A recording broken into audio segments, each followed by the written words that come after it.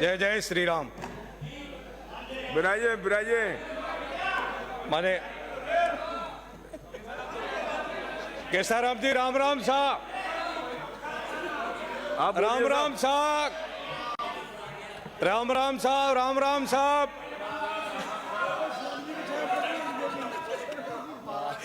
बिराजे माननीय सदस्य, आपका समय हो गया। केसाराम जी राम राम साहब, आपकी अच्छा बात बोल मैं रहे रख दूंगा आप। बिराजी आप। धन्यवाद। सर्वप्रथम मैं धन्यवाद देता हूं आसन का, माननीय राज्यपाल जी के अभिभाषण पर मुझे बोलने का मौका दिया, इसलिए हृदय से आभार और धन्यवाद। सर्वप्रथम मैं मेरी बात शुरू करूं उससे पूर्व जयपुर अजमेर हाईवे पर भाकरोटा पर भीषण हाईवे पर जो दुर्घटना हुई एवं प्रयाग संगम तट पर जो विभीषिका हुई, उनमें दिव्य आत्माओं को श्रद्धांजलि देता हूं और उनके परिवारजनों को संबल दें, भगवान ऐसी मैं प्रार्थना करता हूं। माननीय सभापति जी, हम तो नए चुन करके यहाँ आए और निश्चय ही समय सबका अनमोल है। हम लोग कभी कभी तो बहुत ही गंभीर विषय उठाते हैं और कभी कभी उस गंभीर विषयों को शून्य पर ले जा करके समाप्त कर देते हैं। और जब ऐसा लगता है तो केवल राजस्थान की जनता नहीं, इस मीडिया के माध्यम से पूरा देश और विदेश देखता है कि राजस्थान की जो गरिमामय हमारा इतिहास है, उन इतिहास के आज के पृष्ठ में, क्योंकि हर व्यक्ति का हर जगह हर समय इतिहास लिखा जाता है, आज का इतिहास हमारा भी लिखा जाएगा। जिस प्रकार हमारे पुरखों का इतिहास गरिमा में रहा है, मैं आशा रखता हूं कि मेरे से पूर्व कई विद्वान मित्रों ने बहुत सार गर्भित विषय रख करके प्रदेश की उन्नति की चर्चा करी और साथ साथ अच्छे सुझाव भी दिए कि आने वाले समय में क्या किया जाए। मैं इसी आशा के साथ में मेरी बात को अभिभाषण के ऊपर ले जाऊंगा। महामहिम राज्यपाल महोदय के आभार व्यक्त करते हुए अभिभाषण की मैं सबसे पहले धन्यवाद तो ये दूंगा कि नौजवानों के लिए परीक्षा परिणाम आने से पहले ही पेपर लीक हो जाते थे, उन पर रोक लगाने का मान्यवर के अभिभाषण में यदि प्रस्तुतिकरण होता है और साथ ही सरकार ने अपनी पारदर्शिता के साथ में इस समय कल तक जो परीक्षाएं कराई, उनमें पारदर्शिता रखते हुए युवाओं को सपनों को साकार किया, इसके लिए मैं माननीय मुख्यमंत्री जी को और समस्त सदन को, बैठे हुए हमारे पक्ष के जितने भी माननीय मंत्रीगण, उनको हृदय से साधुवाद देता हूं।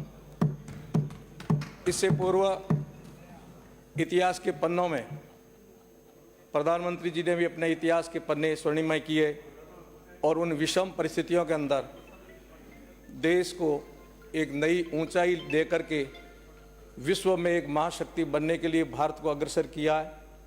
और आज हम सबके सपने, हमारे उस क्रांतिकारियों के सपने, हमारे महापुरुषों के सपने साकार होते दिख रहे हैं कि ये भारत विश्व गुरु बनेगा, सक्षम बनेगा, समृद्ध बनेगा, विकसित बनेगा। उस सपनों को साकार कराने में माननीय प्रधानमंत्री जी ने जो महत्वपूर्ण भूमिका निभाई है, इसके लिए मैं हृदय से साधुवाद करता हूं कि उन्होंने चाहे राम मंदिर का विषय हो, चाहे धारा 370 का विषय हो, चाहे अर्थव्यवस्था से जूझती हुई भारत की इस व्यवस्था को आज विश्व पटल पर ला करके खड़ा किया। इसलिए मैं प्रधानमंत्री जी को भी इस मंच के माध्यम से, इस सदन के माध्यम से धन्यवाद देता हूं। यशस्वी प्रधानमंत्री जी ने अपने नेतृत्व में भारतीय जनता पार्टी को सक्षम समृद्ध नहीं, देश को मजबूत किया है। उसका परिणाम है कि अभी अभी हरियाणा में चुनाव हुए, पंजाब में चुनाव हुए, एक तरफ जनता ने उनको साथ दिया और आशा करता हूं कि आने वाले चुनाव दिल्ली के भी पास में है और दिल्ली हमारा सबका हृदय है, वो हृदय मोदी जी जीतेंगे। उनके लिए मैं शुभकामना करता हूं।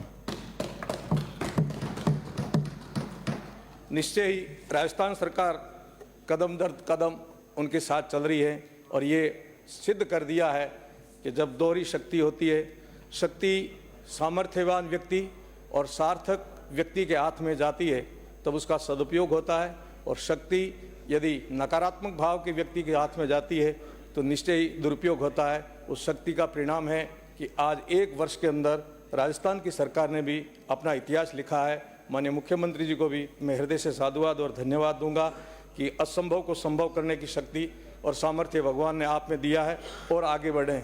शुरू में निश्चय ही कुछ विनोदाभास से भजनलाल की भजन मंडली के माध्यम से उपहास किया जाता था, पर मैं ये कहता हूँ भजन करके भजनलाल बनना बहुत कठिन है। जिसका भजन तपा, जिसने भजन किया, इसलिए उसका नाम भजनलाल भी पड़ा और 1 वर्ष के अंदर उसने भजन का परिणाम भी दिया है।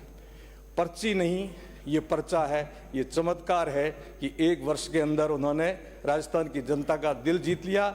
इसलिए उपचुनाव के अंदर उन्होंने परिणाम ला करके दिखा दिया कि 1 वर्ष के अंदर वो क्या कर रहे हैं और क्या करना चाहते हैं। मैं धन्यवाद देना चाहता हूं मुख्यमंत्री जी का कि उन्होंने 1 वर्ष के अंदर मेरी विधानसभा पोकरण को भी बहुत हृदय से लगा करके, क्योंकि सीमांत क्षेत्र का चाहे राजस्थान का ये कोना हो चाहे वो कोना हो, मुख्यमंत्री जी ने मुख्यमंत्री बनने से पहले पूर्ण रूप से भ्रमण किया है। जब वो संगठन में थे, एक गांव को गली को जानते हैं और हर पूरे प्रदेश की उन्होंने बारीकी से अच्छे सुधीजन प्रशासनिक अधिकारियों के साथ बैठ करके योजना बनाई है, उस योजना को धरातल पर लाया। इसलिए मैं हृदय से आभार और व्यक्त करते हुए उनको धन्यवाद भी देता हूं कि पहले ही बजट के अंदर पोकरण के अंदर आपने विकास की गंगा बहाई और वो अभी चरितार्थ हो रही है। इसके लिए पुनः हृदय से धन्यवाद और साधुवाद देता हूं। चूंकि पोकरण ही नहीं, जब भी मैं कह रहा हूं पूरे राजस्थान को ध्यान में रखते हुए उन्होंने जो कदम उठाए वो सराहनीय प्रशंसनीय है और जनता अब विश्वास के साथ में तय कर चुकी है कि आपका भविष्य उज्जवल होगा और आने वाले समय में राजस्थान में अपरिवर्तित सरकार बन करके पुनः आपके हाथों में नेतृत्व दें, ऐसी मैं मंगल कामना करता हूं। आपकी योजना के अंतर्गत पोकरण के अंदर आपने जो काम किया उसके साथ साथ सबसे पुण्य का काम किया आपने गौ माता की सेवा करने के लिए, और जो रजिस्टर्ड गौशाला हैं उनको आपने 10% जो वृद्धि की है।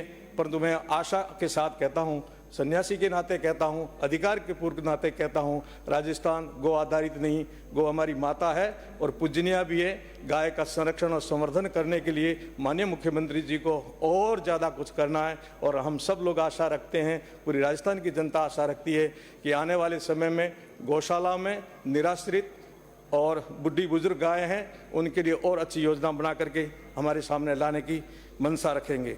वर्तमान सरकार ने पानी को लेकर भी काम खूब किया। अभी तर्क वितर्क मैं ये तो नहीं समझ पाया कि वाद और विवाद क्यों किया जाता है और इसमें ये नाम भी क्यों रखा गया है कि वाद विवाद। काय का वाद और विवाद, यहाँ तो विकास की बात हो रही है। जब जल जीवन मिशन सपने को के लिए मोदी जी ने एक सपना देखा, घर घर नल, और पिछले समय क्या हुआ मैं मेरे शब्दों से कहूँगा तो हो सकता है किसी की आत्मा को ठेस लगे। जब सचिवालयों के अंदर पैसे मिले या इतना भ्रष्टाचार हो कि उसको इतना लंबित किया जाए कि हमारे प्रधानमंत्री के सपने, हमारी जनता के सपने चूर चूर हो जाएं, तो ये अच्छा नहीं लगा। परंतु आशा रखता हूं कि आने वाले समय में जो समय बढ़ा है उस समय पर जल जीवन मिशन से पूरे राजस्थान की जनता के घर घर नल पहुंचेगा और निश्चय ही ये कार्य सफल होगा। इसके लिए मैं शुभकामना करता हूं। साथ ही साथ नहरी परियोजना में भी इंदिरा गांधी नहर परियोजना के अंतर्गत हमारी सरकार ने जोधपुर फलोदी जल मिशन को इतना अच्छा काम किया है। 927 करोड़ व्यय करके 592 गांवों में लाभान्वित किया, इसके लिए मैं धन्यवाद देता हूं। परंतु इसको बढ़ा करके पोकरण विधानसभा में साकड़ा फरसुण तक यदि योजना बनाई जाए, रेगिस्तानी क्षेत्र के विकास के लिए एक महत्वपूर्ण योगदान होगा, क्योंकि पानी की यदि कमी नहीं है तो ज़मीन की हमारे पास भी कोई कमी नहीं है। इसलिए राजस्थान के पश्चिमी क्षेत्र में यदि पानी सिंचित दिया जाए तो उपजाऊ ज़मीन के साथ हम अन्नदाता पूरे देश को अन्न दे सकते हैं, ऐसी हमारी उपजाऊ ज़मीन है। निवेदन आपके माध्यम से मैं धन्यवाद के साथ कहना चाहता हूं सभापति महोदय कि वर्तमान सरकार ने 1,10,000 से अधिक कनेक्शन 5 साल के अंदर घरेलू कनेक्शन दिए लाइट के लिए। फिर भी कृषि कनेक्शनों की अभी भी बहुत मांग है, जिसको मैं आशा रखता हूं, क्योंकि सपना है 2027 तक विद्युतीकरण पूरे प्रदेश में होगा। इस सपने को भी साकार करने में हमारी सरकार कोई कसर नहीं छोड़ेगी। मैं जनता को विश्वास दिलाना चाहता हूं कि इस प्रकार की योजनाओं को ला करके दूरगामी राजस्थान का एक स्वर्णिम नक्शा बनाने के लिए माननीय मुख्यमंत्री जी और वर्तमान सरकार कोई कसर नहीं छोड़ेगी। हमारे देवालय, धार्मिक स्थान, उनको भी पूरे ध्यान में रखते हुए जिस प्रकार माननीय मोदी जी ने पूरे देश के अंदर प्रत्येक धार्मिक स्थान को आज ऐतिहासिक बनाया है, विश्व पटल पर लाया है, ठीक ऐसे हमारे माननीय मुख्यमंत्री जी राजस्थान के जितने भी धार्मिक स्थान हैं मेरे क्षेत्र में रामदेरा है, तनोट है, तेमड़ा है, इन सब के विकास के लिए भी कोई कोर कसर नहीं छोड़ेंगे, क्योंकि मुझे आश्वासन दिया। परंतु सबसे बड़ा गंभीर विषय कहकर के मैं मेरी बात को पूरी करूंगा, वो है प्रदेश के इस माननीय मुख्यमंत्री जी की सरकार को धन्यवाद देता हूं, माननीय मुख्यमंत्री जी को धन्यवाद देता हूं कि आपने राजस्व रिकॉर्ड को ऑनलाइन करके सराहनीय कार्य किया है। किसानों की जमाबंदी खसरा, गिरदावरी, राजस्व रिकॉर्ड प्रतियां ऑनलाइन प्राप्त हुई है। मैं सरकार से एक और ध्यान आकर्षित करना चाहता हूं, पश्चिमी राजस्थान में जैसलमेर और बाड़मेर में विशेष करके वहाँ जमीन, नदी, नाले, तालाब, गोचर, ओरण रिकॉर्ड में नहीं है, जबकि पुरखों ने इसके लिए छोड़ी थी। मैं आशा रखता हूँ ये सरकार बहुत अंतर्मन से गौ के लिए, किसान के लिए सोच रही है। इसलिए जो हमारे पुरखों ने ओरण यानी ओण यानी सौगंध है इस देवता की, इस जगह का कोई पेड़ या दातुन भी नहीं तोड़ेंगे। उन ओरणों को, उन गोचरों को जो गायों के लिए छोड़ी है, जो तालाब सरोवर है, उनको जो रिकॉर्ड में दर्ज नहीं है, मैं आशा रखता हूँ माननीय मंत्री जी से कि उनको शीघ्र रिकॉर्ड में दर्ज कराएं। इसके साथ एक और विशेष बात कहूँगा, कंपनियां आए, मैं स्वागत करता हूं हमारे क्षेत्र में, क्योंकि विकास हमारी एक बहुत बड़ी धुरी है, प्रदेश की नहीं देश की धुरी है। विश्व के सामने हमें दिखाना है कि भारत सक्षम और समृद्ध हुआ है, परंतु आने वाले समय में कंपनियों को वो जमीन दे जो अनुपयोगी टाइप की है। 100 साल बाद यदि वहाँ का किसान जमीन चाहेगा तो कौन सी जमीन आप उस समय देंगे, क्योंकि ये संपत्ति हमारी नहीं है, आने वाली पीढ़ियों की है। गोचर, ओरण, तालाब, नाली एवं उपजाऊ जमीन पर न लगा करके अन्य जितनी जमीन है उस पर आप विकास के कार्य कराएं और 100 साल आने वाली पीढ़ी के लिए हमारी उपजाऊ जमीन को आरक्षित करें। आने वाली पीढ़ी के लिए जमीन कौन सी दो, इसलिए मैं इतना ही कहते हुए धन्यवाद देता हूँ। श्री विकास चौधरी, मौका दिया बोलने के लिए बहुत बहुत आशीर्वाद, बहुत बहुत धन्यवाद।